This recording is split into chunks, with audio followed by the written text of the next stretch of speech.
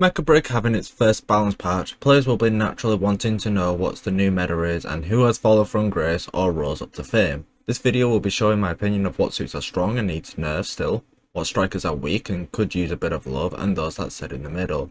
I will also be basing this off 6v6 only since this is the competitive mode, and just for clarity, my rank that I achieved in the Fed playtest was Indestructible 12 on the EU leaderboard, as well as rank 55 as of the time of recording. Before I go over the suits of where they sit, I want to explain what tiers mean what. S tier is busted broken and must be run 95 to 100% of the time.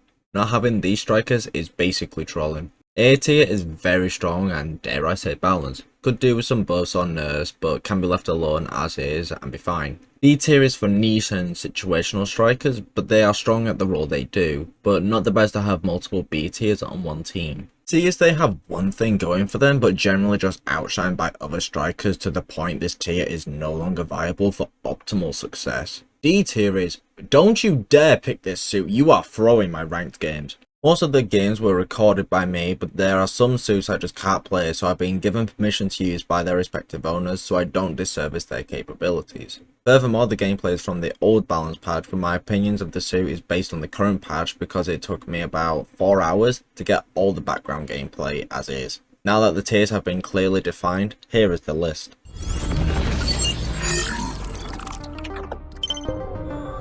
Alysnes, C tier.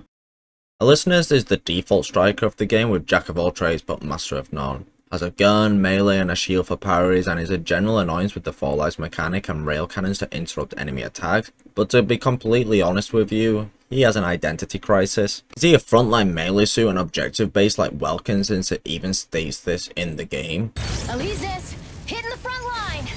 Or does he isolate targets on flanks like Panther or Stellaris? The most optimal way of playing Alysnes currently is soloing targets into 1v1s, but he doesn't do the job as well as Panther or Stellaris. Alysnes has like no chase power. Sure, you can say that he has melee boost, but so do the other 3 melee suits, so this is cancelled out. Stellaris has cloak and one to grapple onto them. Panther has energy packs to keep the chase up for longer, and Ali doesn't have any of these tools. Worst part is when Alysnes does get the 1v1, people just realise they can move away and escape far easy compared to Stellaris or Panther, who have options to still latch onto you. On a personal bias, Alysnes should be an objective based striker like Welkin, but not to the same degree. He doesn't have anything realistic to break the front lines as he is designed around with the fall lives mechanic. He doesn't tank enough and barely any damage comes out to be considered a threat. His gun and even rail cannons hit like a pool noodle and just feel far more effective to be in melee mode 95% of the time. I don't feel encouraged to switch between gun to melee and vice versa and get rewarded for it.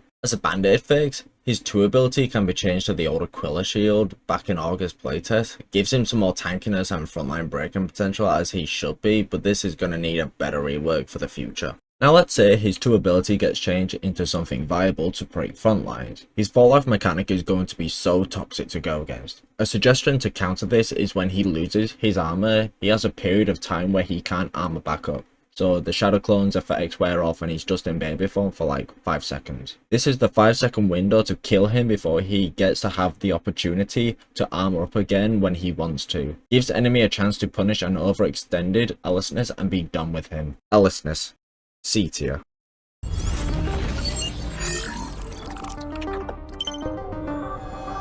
Aquilla, A tier. Aquilla is the DMR character designed for long-range engagements and flight to maintain good angles on enemies and have a CC ability to cancel out strong abilities like Welkin shield or to save himself should he be pressured by flyers or melee suits, and an ability to target multiple targets at once with increased ammo. Oh, how the mighty are fallen. Well, slightly. Aquilla got gutted in the EN department, but rightfully deserved. Now we have a realistic window of when the Aquilla will land and can now punish them far more effectively. While his damage is debatable, his claw is defo annoying to deal with. Reduce the rebounds from 3 to 2 or get rid of the 50% refund mechanic if it didn't connect. Getting hard CC stunned over and over again is tiring and they just get to hit you for free with a high damage shot, not even including follow-up attacks teammates can do on the stun target. Personally for me, the extreme hard CC this suit has for seemingly no cost is a bit much. Outside of this, Aquilla is a decent DMR character. Aquilla, A tier.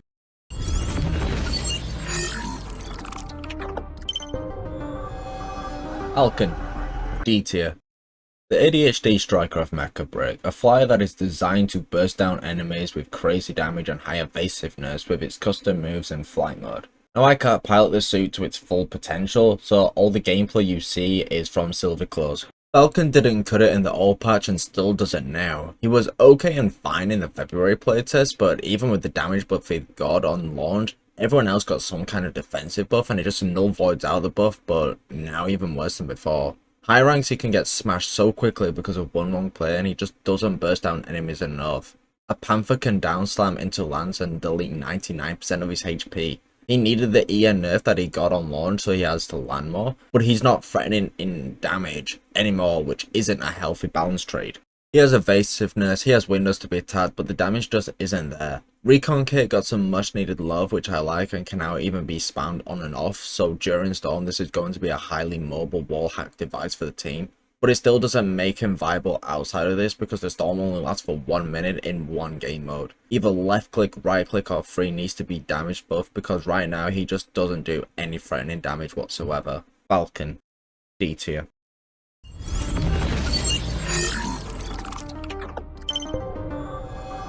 Hurricane, A tier. Hurricane has a backline time being able to soak and redirect damage with dome and decoys. He can also do some scary damage with charge shots followed up by spam normal shots for scary burst damage. Lasers used for good sustained damage on single or 4 targets at once and great area damage with funnels. And to top all this off, a parry mechanic on top for dealing with melees. Now I will fully disclose that my secondary main is Hurricane and I found him rather fun in the August and February playtest as well as on launch. But with the buffs that Hurricane just recently got, I am eating so good right now and I finally don't have to deal with melees just literally walking up to me for free and being able to bypass all my defense like I show in these clips. I ever tell you about the time Keith tried to deep fry turkey? 3rd-degree burns over 90% of his body. Get him on!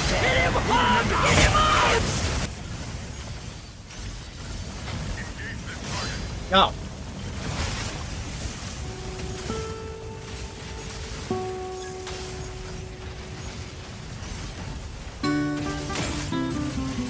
Yeah. Now it's my turn to finally stun loop them. Hurricane can now nest himself in his decoys and not have to fear too much about Panther getting a full down slam into lands. If one melee suit is doing this to you, there's plenty of room for self-sustain and survive his onslaught before he flees. 2 or more melee suits and you will most likely die, just nowhere near as fast in the previous patch. And a small change around the dome to ally units is something that I love. It allows me as a backline tank to provide protection since I have my decoys I can play around. A small quality of life point that is needed with this feature is it should be able to be tapped to give to ally if it has a lock on, but hold if I want to give it to myself. Sometimes I want to place a decoy inside my own dome shield and then wonder where the dome shield is before realizing it went to someone else and not myself. And while I do appreciate the decoy buff for dealing with melee suits, I've got to complain about the damage buff he got on the main weapon. With the damage changes affecting only charge shots and increasing reload time per shot, this makes using spam shots pretty much useless unless they are that low and need to die instantly. His damage was fine before, but now it's just overkill. Revert the gun changes and Hurricane is perfect. Hurricane, A tier.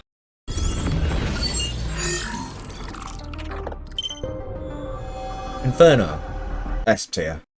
Inferno is the raw DPS suit with high damage output when charging both primary weapons. Unibeam does insane levels of damage on a single target and even splitters when up close and personal on ultra heavies. His escape tool being able to create after images that have lock on priority as well as improved fluid armor regen and EN regen which helps survivability tenfold. While Inferno's damage output is crazy high, he is very limited to the primary shots he can do. With only 6 in the mag and 9 seconds reload time per shot, you can burn ammo very quickly if not careful, and that's your primary source of damage. Realistically, most of your shots will be charged ones, but the shotgun blasts really do hurt Triceras and Stegos. If you don't have proper free management, then melees will give you a very rough time. although with the recent buffs to Inferno on his free now having a significantly higher dash range, Inferno is far more mobile. While I do normally like giving out buffs for characters to help out the lower ranks, this isn't one of them because good players know how to spam free on and off, so keeping up with a good Inferno now is far more difficult for the threat level he is. There's no trade-off to hurt that high rank players, I say quote unquote, because the ranks are really bad as of now. But now Inferno can burst out scary damage while being highly evasive. He is definitely a harder suit to play compared to others, so he isn't a brainless S tier suit, but he just does too much now with a harder time punishing. If we keep the dash buffs when his free is activated, make it so that the minimum cooldown free can be goes from 3 seconds to 5 seconds. Inferno, S tier.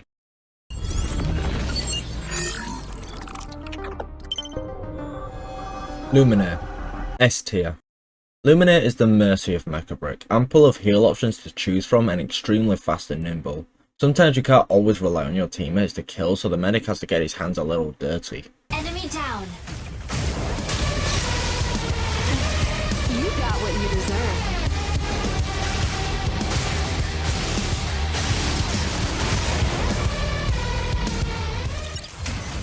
Very strong heal since Luminae's heals is percentage based, so naturally being paired up with tanks like Stego, Tricera and Welkin work especially well with Lumi, but can give a fair amount of heals to the lighter classes as well. 2 is a very good survival ability of giving yourself a boost to EN and surrounding allies, making you able to dash and escape more while melee suits don't have to worry too much about running out of EN. Though giving EN to melee suits is more of a secondary bonus than primary use of the 2 ability. The only reason why Lumi is S tier and not A is because a healer is mandatory and generally is better to have a Lumi over Pinaka. There's some situations where running both healers might be okay, but in the general scope, Luminae is mandatory. It will be an extremely slippery slope if neither healer is viable enough, so currently Luminae sits higher than Pinaka. Luminae, S tier.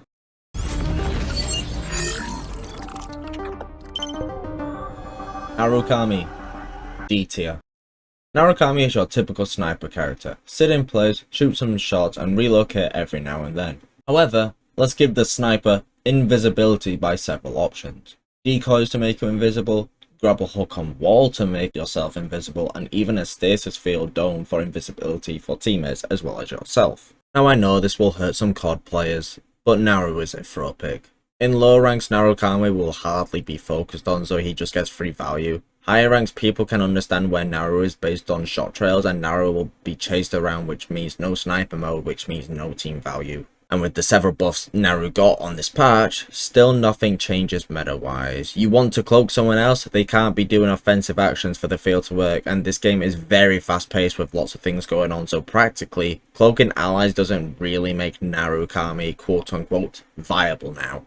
If Naru isn't using the sniper mode, then Naru isn't doing their job, and a lot of the roster have some ways to decently chase a Naru or finish them off quickly. Without an extreme amount of playtime on Naru, it's hard to suggest how to buff Narukami without pushing it into busted broken tier. I don't think sniper mode needs damage buffs, but hipfire shots defo could. Maybe increased durability or can spread out decoys much further without disabling cloak will allow Naru to have more impact in shooting sniper shots for free, which is the whole point of Narukami. Say about 200 meters range for decoys and remove the different trail that the real Naru has. Allows Naru to be more creative with their deception and be rewarded with high damage. A good quality of life change for Naru could be a tab saying clothed/visible when in sniper mode for better clarity. Narukami, D tier.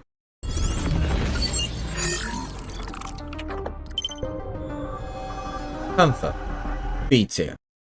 Panther is, as the name suggests, an ambush character, but with a surprising amount of sustain. Equipped with 2 different shields for different purposes, one for parrying and the other being anti-melee stagger, alongside general extra health when engaging. He is also equipped with a scary lance that can deal devastating damage. Panther loves to strike enemies on flanks and can take a bit of a beating as well. Should you need to top up your free shields or EN, your 2 can supply both of them at the same time. This suit, despite thriving in 1v1 engagements and picking off enemies in flanks, ain't solo carrying games. If you want a suit that is a challenge and rewards it well, this is the suit. My first time was extremely rough when playing Panther, but after a couple of attempts it was starting to click more. It doesn't do that much for objective, but it makes up with it with its chase power and sustain potential. A problem with Panther is down slamming to lance is the only realistically viable way to confirm a drill. Dagger isn't that consistent enough to tell me what gives me a free lance and what doesn't.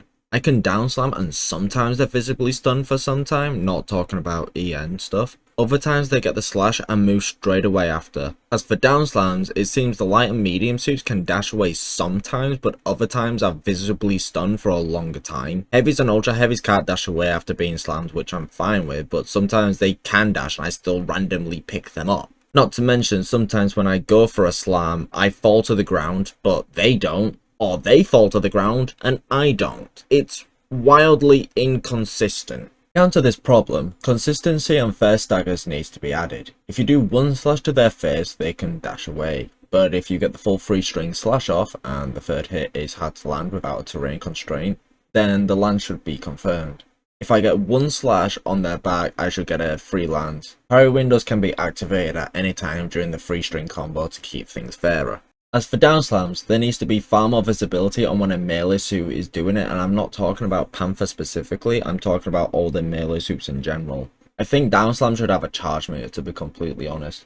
If you do a normal down slam, then you get some stagger but doesn't confirm a land. The light and mediums can still dash away, heavies and ultra heavies, not so much. If I fully charge this thing up, no one is escaping the lands, no matter if it's from the front or the back. While down slam is being charged up, anyone can interrupt the melee suit going for a down slam by shooting it or melee hitting them. Fully charged up down slam should deal scary damage alone. Now if a down slam at base charge hits an enemy from behind, that should be a confirmed lance. Makes players pay attention to where the Panther is to avoid getting lanced. I don't like how down slam is Panther's only way of playing consistently, so I want to keep the down slam's power still high up there, but make it far more riskier to pull off, as mentioned before, not just for Panther specifically, but for all suits in general when doing down slam. So with how tanky Panther can be, and the high burst damage he can get on targets, but a lack of objective play as well as a bit of inconsistency, I'm going to be putting Panther at B tier.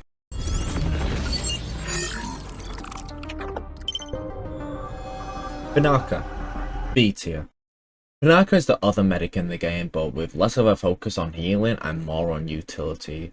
Has heal cables and can get out of stagger with them when connected to an ally, walls for cover and dealing big massive damage to Tricera and Stegos. Heal drone for personal use mostly, or if allies come close to where they are deployed, but the main thing is the bubble. Gives the target a personal shield and anti-stagger built in while healing the target and shooting enemies when commanded by Pinaka. Pinaka doesn't heal as much and as reliably as a Luminae, but makes up for it purely because of the bubble. It's a great synergy tool with a double or triple melee comp because it allows melee suits to create even more space than they previously could. You can run double healer comps, but if you only have one healer, generally it's better to go with Luminae. However, Pinaka isn't too bad. One buff I would like to see on Pinaka is just an increase in range on heal cables for casting. Rewards Pinaka for playing around the team and using that as an escape means instead of bubbling himself, and then the bubble can be used for others. But generally, this suit isn't that bad. I'd say Pinaka is B tier.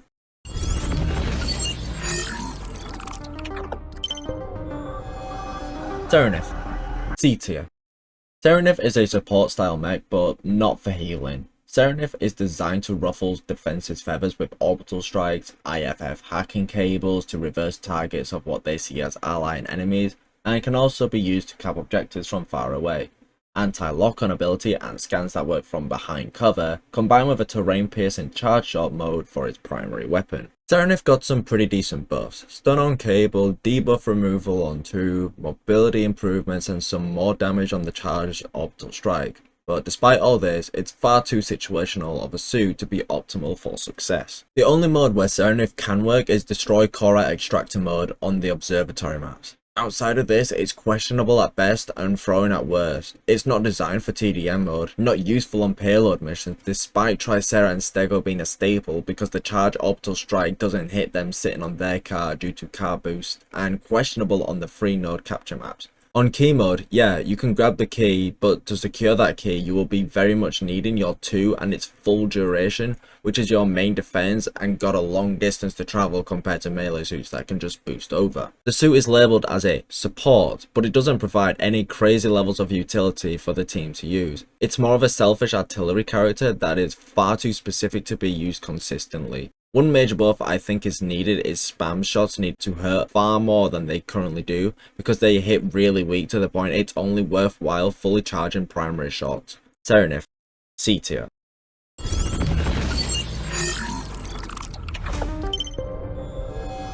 Skyraider, A tier.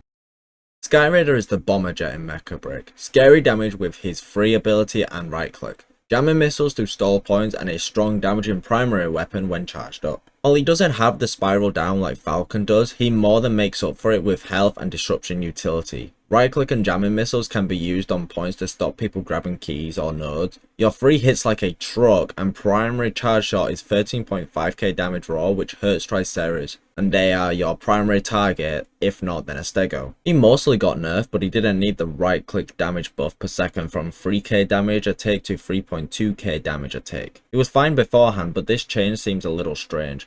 Regardless though, his utility is still on point and a very strong pick. Skyraider, A tier.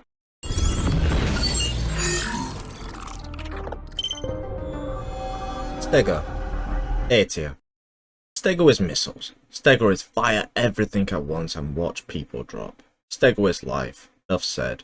There is a missile or rocket for any occasion. Treat Stego like a 2-year-old. If he hasn't had any attention for 10 seconds, then he's going to be a problem. Get high ground, fire all missiles you have and watch the rockets fly. When left unattended, this behemoth of a striker outputs scary levels of damage but suffers when being dived on by melees or flyers, especially now with such a huge nerf to his smoke screen, making you position better, otherwise you will be folded. Stego has a clear strength of DPS when set up and a clear weakness, which is being dived on. Now with the nerf on smoke screen, it's far easier to bully them when it's on cooldown and now require proper positioning to play Stego. Stego, A tier.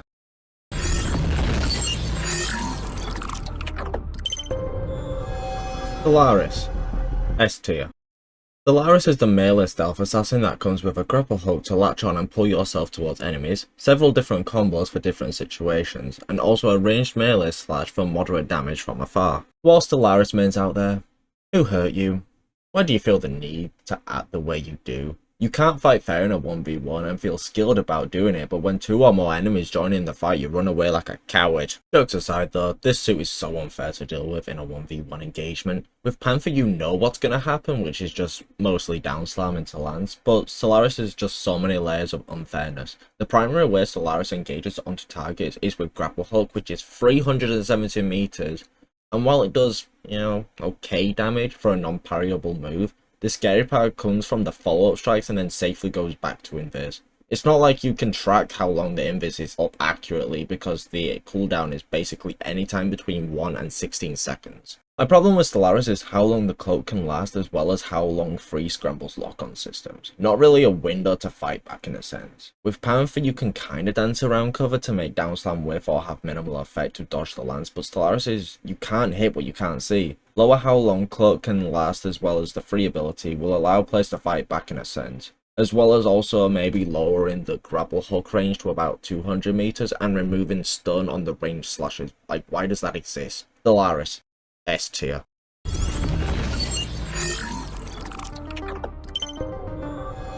Tricera, B tier. Tricera has a simple life, much like Stego. Press F, hold left click and right click, and maybe press 3 every now and then. Tricera properly fits the tank role, designed to absorb tons of damage for teammates with its layers of shields and healing drones as well as lock-on priority in turret form. It has relatively low damage outside of its free, which is its only form of real damage, but generally you know what a Tricera is going to do and shouldn't fight it toe to toe. Tricera did not need the nerfs it got. The anti-missile system fine, okay, but the rest is just unfair. Tricera is like Serenith where it's map specific, but at least there's more maps Tri can be played on to be viable. On payload missions, Tri is basically mandatory though. Give Tri back his turn speed to be honest, because it's just painful now. Outside of that, Tri isn't too bad considering how most of their heavy damage hitters are energy based shots and you have C in energy defense. Tricera got gutted and it didn't need it. It needs its justice back. But for now, Tricera, B tier.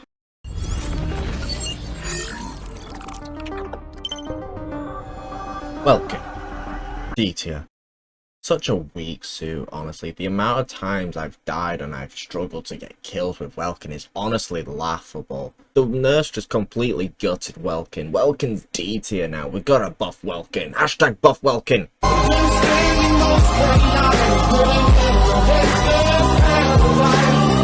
I'm joking, Reddit. Calm down. Just for the character description, Welkin is a bruiser melee striker designed for actually breaking the front lines. They ask you how you are, you just have to say that you're fine when you're not really fine, but you just can't get into it because they would never understand. And causing chaos for enemies with all his kit. We Welkin mains just don't sugarcoat it. 1+ hold left click.